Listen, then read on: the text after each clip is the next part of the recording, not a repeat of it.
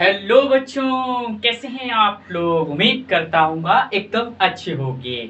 आज से हम क्लास 12 का नया चैप्टर चालू करने जा रहे हैं जिसका नाम है सॉलिड स्टेट। इस चैप्टर को हम बहुत ही बेहतरीन अंदाज में फील के साथ पढ़ेंगे। आज इसका इंट्रोडक्शन पार्ट है तो ज़्यादा बड़ा लेक्चर नहीं होगा, सिर्फ इंट्रोडक्शन देंगे। जैसा कि ये चैप्टर आपके इस बार टर्म 1 में आ रहा है जो कि ऑब्जेक्टिव होने वाला है, तो इस चैप्टर में हम आपको ट्रिक्स भी बताएंगे, कॉन्सेप्ट भी बताएंगे, शॉर्ट ट्रिक भी बताएंगे। तो मेक श्योर आप इसकी सभी वीडियोस देखेंगे डे बाय डे अब जो आने वाली हैं। चलते हैं आज इसका इंट्रोडक्शन देखते क्या है आज के इंट्रोडक्शन में। सबसे पहली बात तो आपका स्टेट ऑफ मैटर क्या होता है। तो स्टेट ऑफ मैटर्स आपके 3 होते हैं, आप सभी को पता होगा। एक होता है सॉलिड, एक होता है लिक्विड, एक होता है गैस। सॉलिड कैसे डिफाइन करते हैं, लिक्विड कैसे डिफाइन करते हैं, गैस कैसे डिफाइन करते हैं, इनकी 2 मेजर प्रॉपर्टीज हैं। अगर आप ये बता देंगे तो पूरा डिफाइन हो जाता है सॉलिड, लिक्विड, गैस। सॉलिड क्या होता है, सॉलिड में इंटरमोलिकुलर फोर्स बहुत स्ट्रॉन्ग होता है। इंटरमोलिकुलर फोर्स स्ट्रॉन्ग रहता है। सॉलिड का इंटरमोलिकुलर फोर्स स्ट्रॉन्ग रहता है तो मतलब कि मॉलिक्यूल बहुत पास पास रहती है ना, इसीलिए तो स्ट्रॉन्ग है। और जब मॉलिक्यूल एकदम पास पास रहेंगे तो इनके बीच का डिस्टेंस कैसे रहेगा, ज्यादा रहेगा या कम रहेगा, खुद बताइए। मॉलिक्यूल पास पास आ रहे, इंटरमोलिकुलर फोर्स ज्यादा है तो इंटरमोलिकुलर डिस्टेंस कम होगा या नहीं होगा। मॉलिक्यूल का डिस्टेंस कम होगा या नहीं होगा, होगा ना। तो मॉलिक्यूल का शॉर्ट डिस्टेंस होता है। क्या है ये डिस्टेंस, क्या है, इंटरमोलिकुलर डिस्टेंस। इसको भी लिख लीजिए चाहे तो, intermolecular distance. Intermolecular distance, intermolecular force ज्यादा होता है, उसी के अकॉर्डिंग इंटरमोलिकुलर डिस्टेंस कम होता है। अब हम सॉलिड पढ़ने के बाद सीधे गैस पे जाते हैं, देन लिक्विड में आएंगे, बहुत ही समझ में आएगा। गैस क्या है, गैस का मॉलिक्यूल दूर दूर रहते हैं। मॉलिक्यूल दूर दूर होने के कारण ये आपस में नहीं चिपक रहे हैं, इसका मतलब इनका इंटरमोलिकुलर फोर्स कम है। सही बात है, इंटरमोलिकुलर फोर्स वीक रहता है, ठीक है। गैस का इंटरमोलिकुलर फोर्स वीक रहता है, इसका मतलब वो दूर दूर है, और जब वो दूर दूर है इसका मतलब डिस्टेंस बढ़ रहा है, इसलिए इसका डिस्टेंस लॉन्ग रहता है। अब बात आती है गैस की, सॉरी लिक्विड की। लिक्विड इंटरमीडिएट स्टेट रहती है। इंटरमीडिएट स्टेट बोले तो ये सॉलिड और गैस के बीच का रहता है, मतलब कि इसका ना तो इंटरमोलिकुलर फोर्स ज्यादा होता है ना सबसे कम होता है। This is the intermediate form, ना तो बहुत स्ट्रांग है ना ही बहुत वीक है, इंटरमीडिएट कंडीशन में रहता है। ऐसे ही इसका डिस्टेंस, यानी कि जिसको इंटरमोलिकुलर डिस्टेंस बोलते हैं, वो भी इंटरमीडिएट फॉर्म में रहता है। इंटरमीडिएट फॉर्म मतलब कि सॉलिड और गैस के बीच की दास्तान पूरी, समझ में आया। अब देखते हैं, हम लोग को पढ़ना है सॉलिड स्टेट, चैप्टर का नाम है। इसका मतलब बेसिकली यहाँ पर सब सॉलिड की बातें होंगी, तो इसको तो गोली मारो, क्योंकि हमारा चैप्टर ही का नाम है सॉलिड स्टेट। अब सॉलिड स्टेट में भी हम पढ़ने जा रहे हैं general characteristics of solid state. It's not very important for questions, but it's important for thinking and understanding. समझ में आया। ये आपके जरूरी नहीं से क्वेश्चन आ भी सकता है और नहीं भी, बट अंडरस्टैंडिंग के लिए बहुत जरूरी है। सबसे पहली प्रॉपर्टी क्या है, they have a definite mass, volume and shape. आपने कोई भी एक सॉलिड ले लीजिए, आप देखते हो कि उसका वजन, मास जो भी रहता है वो एक डेफिनेट रहता है, फिक्स्ड रहता है। शेप डेफिनेट रहता है, वॉल्यूम डेफिनेट रहता है, ठीक है। बढ़ता घटता तो नहीं रहता है कि समय के साथ बढ़ रहा है, समय के साथ घट रहा है, एक फिक्स्ड अमाउंट में रहता है। सेकंड है, जैसा कि ऊपर बताया, इंटरमोलिकुलर डिस्टेंस आर शॉर्ट, ये बात अभी समझाई थी, इसका इंटरमोलिकुलर डिस्टेंस शॉर्ट रहता है। थर्ड क्या है, वही बात अभी बताया, इंटरमोलिकुलर फोर्सेस आर स्ट्रॉन्ग, इसके इंटरमोलिकुलर फोर्स मतलब कि जो मॉलिक्यूल्स के बीच में फोर्स बनते हैं वो बहुत स्ट्रॉन्ग रहता है, ठीक है ना, strong. Their constituent particle have fixed position, और जो इसकी कंस्टिट्यूएंट पार्टिकल यूज होते हैं वो एक फिक्स्ड पोजीशन पर रहते हैं। अगर रैंडम पोजीशन में घूमते रहेंगे तो गैस वाला काम करने लगेंगे ना, गैस और लिक्विड जैसा, इसलिए वो एक फिक्स पोजीशन पे फिक्स हो जाते हैं, वहां से हिल नहीं सकते। अगर हिलने लग रहे हैं तो बेटा वो लिक्विड और गैस जैसे हो गए हैं और उनका इंटरमोलिकुलर फोर्स वीक हो गया है। समझ में आ रहा है। They are incompressible and rigid, ये incompressible रहते हैं and rigid रहते हैं। These are characteristics of solid, आप पढ़ लीजिएगा और समझ लीजिएगा। नेक्स्ट है, अब देखिए टाइप्स ऑफ सॉलिड पढ़ने चाहिए। टाइप्स ऑफ सॉलिड क्या है, there are 2 types of solid, एक क्रिस्टलाइन सॉलिड, एक अमोर्फस सॉलिड। क्रिस्टलाइन और amorphous, this are very important, ये बहुत इंपॉर्टेंट है, क्योंकि अब यहां से देखिए चैप्टर का मेन स्टार्टिंग होता है। वैसे तो मेन चैप्टर आपका एक लेक्चर बाद और स्टार्ट होगा जहाँ से क्वेश्चंस बहुत सॉलिड आते हैं। देखिए चैप्टर का नाम भी सॉलिड और क्वेश्चंस भी सॉलिड ही आते हैं से, बट ये अंडरस्टैंडिंग के लिए जरूरी है, जैसे कि हम आज इंट्रोडक्शन लेक्चर अभी शुरुआत में बताया। तो आज हम देख रहे हैं क्रिस्टलाइन एंड अमॉर्फस क्या होता है। क्रिस्टलाइन सॉलिड क्या होता है, ये होते हैं रेगुलर शेप और अमॉर्फस होते हैं इनरेगुलर शेप। अब रेगुलर शेप क्या है आओ समझाते हैं। देखो क्रिस्टलाइन सॉलिड में क्या होता है, मतलब कि जो यूनिट है, यूनिट मतलब जो यूनिट है छोटी छोटी, एक सेकेंड, छोटी छोटी जो यूनिट है उनको जोड़ते जाओ, जोड़ते जाओ।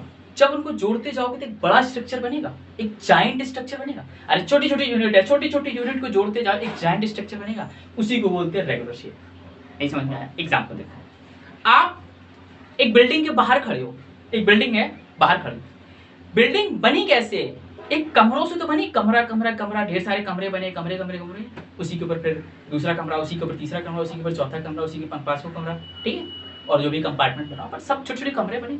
तो आप देखो एक कमरा क्या है, एक यूनिट है, कमरा क्या है, यूनिट है, और ढेर सारे कमरों को मिला दिया जाए, एक के ऊपर एक के ऊपर एक के ऊपर एक, आगे पीछे किनारे दाएं बाएं, ढेर सारे कमरे मिला दिए, एक बड़ी बिल्डिंग बन गई है। ये हुआ आपका क्रिस्टलाइन, मतलब कि कमरे यूनिट हुए और बड़ा स्ट्रक्चर जो बिल्डिंग तैयार हुआ बाहर से देखने में, दिस इज कॉल्ड क्रिस्टलाइन। समझ में आया? छोटी छोटी यूनिट को जोड़कर जो आपका एक जायंट स्ट्रक्चर, बड़ा स्ट्रक्चर बनता है, उसको बोलते हैं रेगुलर शेप वाला क्रिस्टलाइन। रेगुलर शेप इसका मतलब ये होता है, और ये क्या होता है, क्रिस्टलाइन। अब इररेगुलर क्या हुआ, मॉलिक्यूल के छोटे छोटे क्रिस्टल, मॉलिक्यूल के छोटे छोटे क्रिस्टल को हम एमॉर्फस कहते हैं। मॉलिक्यूल के छोटे छोटे क्रिस्टल को हम एमॉर्फस कहते हैं। समझ में आया? एमॉर्फस किसको कहते हैं, मॉलिक्यूल के छोटे छोटे क्रिस्टल, और क्रिस्टलाइन किसको कहते हैं, छोटी छोटी यूनिट से एक बड़ा स्ट्रक्चर बनने को क्रिस्टलाइन कहते हैं। समझ में आया? अब बात आती है सेकंड पॉइंट, इसका लिखा है have sharp melting point. MP मतलब melting point, not Madhya Pradesh, is called melting point, sharp melting point. अब मेल्टिंग पॉइंट शार्प रहता है, इसका मतलब क्या हुआ कि देखिए एक बात बता दें, इसका मेल्टिंग पॉइंट फिक्स्ड रहता है। इसका मतलब क्या हुआ, इसका मेल्टिंग पॉइंट फिक्स्ड रहता है, एक शार्प वैल्यू पर फिक्स्ड है, ठीक है। Have range of melting point, मतलब कि इसके जो भी एमॉर्फस होते हैं वो धीरे धीरे सॉफ्ट होते हैं, एक फिक्स्ड नहीं रहता है, धीरे धीरे पिघल के सॉफ्ट होने लगते हैं। This is known as have range of melting point. इसका मेल्टिंग पॉइंट रेंज में रहता है क्योंकि ये धीरे धीरे सॉफ्ट होते हैं। This point have definite heat of fusion, इसके पास हीट ऑफ फ्यूजन डेफिनेट रहती है। मतलब क्या हुआ, देखो हीट ऑफ फ्यूजन डेफिनेट का मतलब ये है कि आपको पता है, अभी ऊपर वाले पॉइंट में बताया कि they have sharp melting point, मतलब कि इसका मेल्टिंग पॉइंट तो फिक्स है, तो इसीलिए तो डेफिनेट हीट ऑफ फ्यूजन में फिक्स रहेगा। अगर वो फिक्स नहीं रहेगा तो कैसे मेल्टिंग पॉइंट इसका फिक्स हुआ, सोचो दिमाग से, सोचो। हीट ऑफ फ्यूजन डेफिनेट मतलब कि एक फिक्स्ड वैल्यू, जैसे मेल्टिंग पॉइंट फिक्स है तभी तो वो एक शार्प मेल्टिंग पॉइंट बोल रहा है, मतलब कि fixed heat of fusion value रहेगी, ठीक है, एक फिक्स्ड। बट इसकी do not have definite heat of fusion, इसकी नहीं रहती डेफिनेट, क्योंकि ये धीरे धीरे सॉफ्ट होते, इसी के लिए इसकी हीट ऑफ फ्यूजन फिक्स। समझ में आया? This point is very important, this point. इसको बोलते हैं एनाइसोट्रॉपिक इन नेचर, इसको बोलते हैं आइसोट्रॉपिक इन नेचर। एनाइसोट्रॉपिक मतलब क्या होता है, लिख लीजिए। एनाइसोट्रॉपिक मतलब होता है, मैं इधर बता दे रहा हूं, एनाइसोट्रॉपिक मतलब होता है different physical property in different direction, मतलब कि हर डायरेक्शन में इसकी डिफरेंट फिजिकल प्रॉपर्टीज रहती हैं, हर डायरेक्शन में फिजिकल प्रॉपर्टीज डिफरेंट रहती है। इसका मतलब ये हुआ, इसको बोलते हैं क्रिस्टलाइन। क्रिस्टलाइन की प्रॉपर्टी क्या है, उसकी हर डायरेक्शन में फिजिकल प्रॉपर्टीज डिफरेंट रहती है। फिजिकल प्रॉपर्टीज लाइक आप रिफ्रैक्टिव इंडेक्स, थर्मल एक्सपेंशन, ये सब और भी होती है, ठीक है, एग्जांपल के तौर पर लिख दीजिएगा। बट आइसोटोपिक मींस क्या होता है, सेम जिसका उल्टा। इसमें था different physical properties in different state. Isotopic मतलब होता है same physical properties in same different state direction, same physical properties in different direction. इसका क्या होता है, same physical properties in different direction, लिख लीजिएगा, same physical properties in different direction. और इसका क्या होता है, different physical properties in different direction. Her direction में फिजिकल प्रॉपर्टीज डिफरेंट रहेगी, और एमॉर्फस में ऐसा नहीं होता है, किसी भी डायरेक्शन में चला जाइए फिजिकल प्रॉपर्टीज सेम रहेगी। लॉन्ग रेंज ऑफ ऑर्डर, सही बात है, छोटी छोटी यूनिट से रिपीट होती है, बहुत बड़ा स्ट्रक्चर बनता है बहुत रेंज तक का, this is called long range order. Short range of order मतलब कि जो मॉलिक्यूल होते हैं, छोटे छोटे सेल्स जो होते हैं, हमने बोला ना मॉलिक्यूल के छोटे छोटे सेल लिए जाते हैं, छोटे छोटे सेल को एक बहुत शॉर्ट इंटरवल टाइम में रिपीट करा जाता है, रिपीट करा जाता है बट बहुत शॉर्ट इंटरवल टाइम में, इसीलिए शॉर्ट ऑर्डर है, ठीक है ना। छोटे छोटे सेल को रिपीट करा जाता है बहुत शॉर्ट इंटरवल टाइम में, इसीलिए इसको बोला जाता है शॉर्ट इंटरवल। क्रिस्टलाइन जो होते हैं वो होते हैं ट्रू सॉलिड। ट्रू सॉलिड मतलब कि एकदम सच्चाई वाले सॉलिड होते हैं, बट एमॉर्फस जो होते हैं वो सूडो सॉलिड कहलाते हैं और सुपर कोल्ड लिक्विड कहलाते हैं। क्या कहलाते हैं, सूडो सॉलिड और सुपर कोल्डेड लिक्विड। इस तरीके से mistake, super कोल्डेड liquid, pseudo solid and super कोल्डेड liquid. ये समझ में नहीं आया पॉइंट ना, नहीं आया, आइए एग्जांपल देते हैं। देखिए इसका मतलब ये है कि ये ऐसे सॉलिड होते हैं जिसमें लिक्विड की प्रॉपर्टी हो, ऐसे सॉलिड जिसमें लिक्विड की प्रॉपर्टी भी हो, आर नोन है सूडो सॉलिड या फिर super कोल्डेड liquid.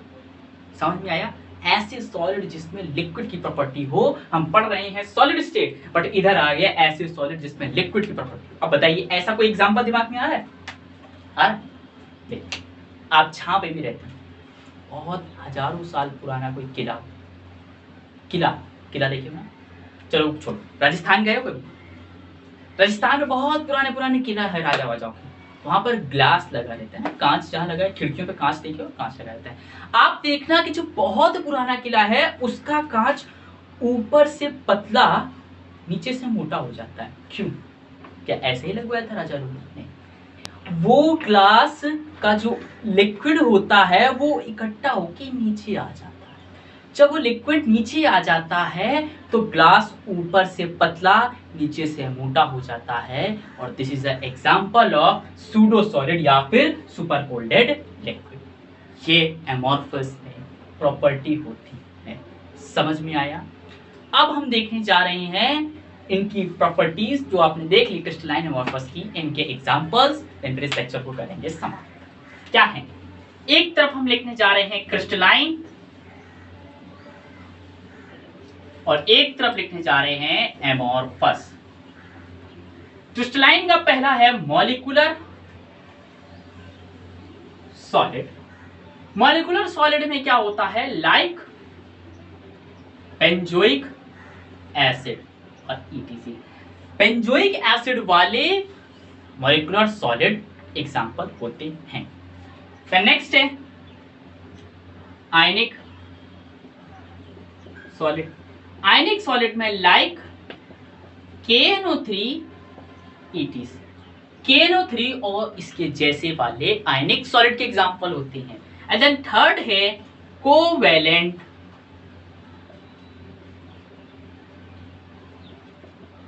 Solid. Covalent solid like silica ETC। Silica जैसे जो होते हैं वो कोवैलेंट सॉलिड होते हैं। एंड देन लास्ट है मेटेलिक सॉलिड। मेटेलिक सॉलिड में copper, like copper ETC। Copper जैसे वाले मेटेलिक सॉलिड होते हैं। These are the 4 types of crystalline solid। इनको हम एक्सप्लोर डिटेल में नेक्स्ट वीडियो में करेंगे, तो टेंशन ना लें कि भैया ये क्या लिख दिया, ये क्या लिख दिया। ये टाइप्स ऑफ क्रिस्टलाइन सॉलिड के हर टाइप के एग्जांपल बताती है, एक एक एग्जांपल बताता है, like benzoic acid, like KNO3, like Si, like C। ठीक, अब है एमॉर्फस वाले के एग्जांपल। एमॉर्फस का क्या है, quad glass, silica, rubber, plastic, glass and ETC। Quad glass silica, silica का क्वाड ग्लास, वो भी शॉर्ट रेंज में। देखिए एग्जांपल, शॉर्ट रेंज में। और एक बात बता दूं, सिलिका मतलब SiO2 क्वाड में अगर लॉन्ग रेंज में हो तो वो एग्जांपल हो जाता है क्रिस्टलाइन का, ये भी तो सिलिका है। आप कहेंगे कि क्वाड ग्लास सिलिका, अभी आपने भैया बताया एमोर्फस का एग्जांपल है, हाँ, बट अगर वो शॉर्ट रेंज में हो तो वो एमोर्फस का है, अगर वो लॉन्ग रेंज में हो तो वो क्रिस्टलाइन का। SiO2 क्वाड लॉन्ग रेंज वाला क्रिस्टलाइन का एग्जांपल है। समझ में आया बात को? अब एक बहुत बेहतरीन लाइन एनसीईआरटी में लिखी है, एनसीईआरटी ने बोला शायद इस बार इस लाइन से क्वेश्चन आ जाए, बोला हम बता रहे हैं क्योंकि बहुत इंपॉर्टेंट लाइन है, हमको जब इतनी इंपॉर्टेंट लग रही तो आपके लिए है। लाइन फ्रॉम एनसीईआरटी, एनसीईआरटी कहती है on heating amorphous become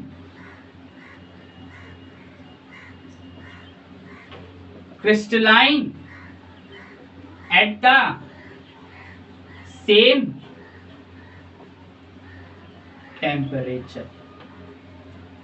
NCERT कहती थी कि अगर एमोर्फस को हीट करा जाए तो वो क्रिस्टलाइन बन जाएगा उसी सेम टेम्परेचर पर। क्वेश्चन आ सकता है कि बताइए क्या एमोर्फस क्रिस्टलाइन बन सकता है? हाँ बन सकता है। कौन से टेम्परेचर? उसी टेम्परेचर पर, एट सेम टेम्परेचर।